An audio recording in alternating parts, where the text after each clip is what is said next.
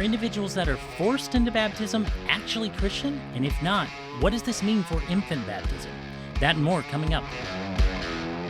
Convert to Christianity or die? These were the options given to the Jewish people living in 14th century Spain. Although this was not the first instance of violence exercised by legates of the church, it was uniquely successful in its conversion efforts. A century later, however, it became evident that many of the Jews that had supposedly converted were maintaining their Jewish faith in secret. And this raised a peculiar question. Are forced baptisms effective baptisms? Given the uniform Christian emphasis on freedom in conversion, sorry Calvinists, it is not surprising that remarks on this query are riddled throughout patristic literature. The conclusion: human freedom is necessary in conversion. But one might ask, if freedom and will are necessary for salvation in conversion, what does this mean for infant baptism? How can infants who are brought to the baptismal font without expression of volitional participation be baptized and this baptism be considered effective?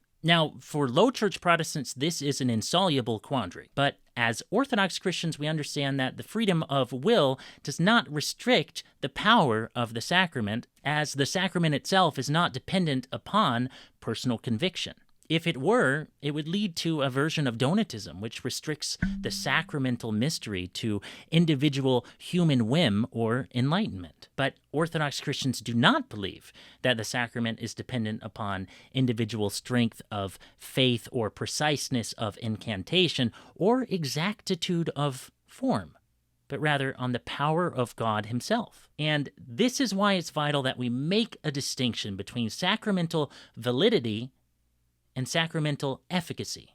Although the validity-efficacy distinction was most famously drawn out by St. Augustine of Hippo in his dispute with the Donatists, it's also taught by St. Fulgentius of Ruspe and alluded to by St. Basil the Great in his treatise on the Holy Spirit, where he distinguishes between those who receive grace and those who are benefited by it. This distinction is also manifest in the consensus patrum, or the consensus of the fathers, with regards to the reception of converts. I have an article about that, sort of talking about rebaptism and all that stuff. It's linked in the description. What does it mean that a sacrament can be valid and not efficacious, or licit, to use the Western term? In order to wrap our heads around this, we're going to look at an illustration using a marital relationship. First, we might think of validity as static and efficacy as dynamic. If we look at salvation like a marital relationship, we might refer to validity as the fact that they are married and the efficacy as the quality of their relationship. Depending on the couple's mutual effort or synergy, the relationship can either be one that's similar to heaven or one that's, frankly, hell. Now remember, the validity is based on the fact of the marriage, which happened at a single point in time during their sacramental union. But its efficacy, which we'll define here as its success in moving towards a desired goal, depends on the quality of the ongoing relationship, something that can ebb and flow over time. The same is true of the sacrament. The grace of God is given unreservedly at baptism as fact, but its efficacy depends on one's willing participation in the life of Christ. This is synergy or relationship. Now, God will always hold up his end of the deal. That's where this analogy sort of breaks down. But the question, the point really is, will we? Or maybe think of it this way: the fact that the Eucharist is the body and blood of Christ does not change regardless of who partakes of it. It is the body and blood of Christ. But the effects of partaking of the Eucharist can be radically different from individual to individual. The sacrament is valid as fact, but it can lead to salvation or damnation. To say it another way, its efficacy is dependent upon the synergy of God and man. This is why Paul can even write such things as, it's possible to partake of the sacrament worthily or unworthily, and on account of the latter, those guys are dead. Now, here's the problem. There are some Orthodox Christians today who insist that the validity efficacy distinction is a mere Western innovation that comes only from Augustine. But that's not the case.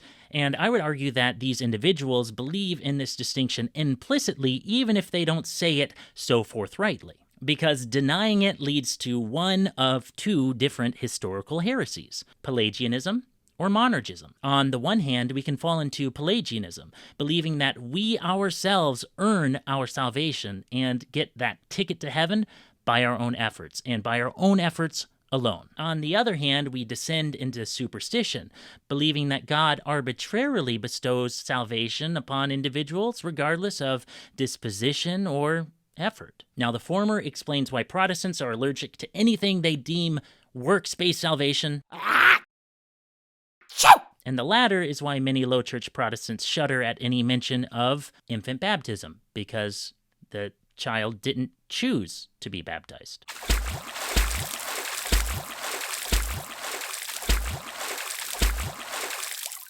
And without the validity efficacy distinction, we miss the point. Salvation is based on synergy, relationship, but a relationship with someone, aka God, who always upholds his end of the bargain, pouring forth himself in ceaseless, sacrificial love, waiting for us to respond. This does not mean that salvation is earned, but it also doesn't mean that if you're baptized in the Orthodox Church as an infant or as an adult, that you are automatically guaranteed to go to heaven. Now, as a side note, it's interesting because the Pharisees in the Gospels continually vacillate between these 2 points. First, hearkening to their good works and how great they are, and second, by hearkening to their ethnic pedigree through Abraham. But the Pharisees were so obsessed with these 2 points, much like many of us are today, that they totally miss the point. We would do well to take note of this, especially as we see many individuals that are struggling with hyper-correctness over scrupulosity and this kind of strain of Pharisaical thinking that we're seeing in Orthodoxy today. I'll say it one more time. Salvation requires synergy, and this is why the validity-efficacy distinction is so important. So whether forced into baptism at the point of a sword or brought into the church and baptized as an infant, the sacrament itself is valid, but its efficacy is dependent upon how the individual responds throughout their life. Don't misunderstand. Salvation is a gift, but if someone is forced into baptism, while the gift may have been given, it remains waiting to be unwrapped, and never is. Likewise, if someone is baptized as an infant, they receive the mystery or the birthright, but like Esau, they can sell their birthright to feed the pleasures of the flesh. So whether forced into baptism or whether baptized as an infant, sacrament is valid, but its efficacy depends on the response. So is forced baptism effective baptism? Well, it's definitely valid baptism, but its efficacy depends on our response. Thanks for watching, and if you appreciate the work we're doing here, please consider joining as a member here on YouTube or on Patreon. The links are below.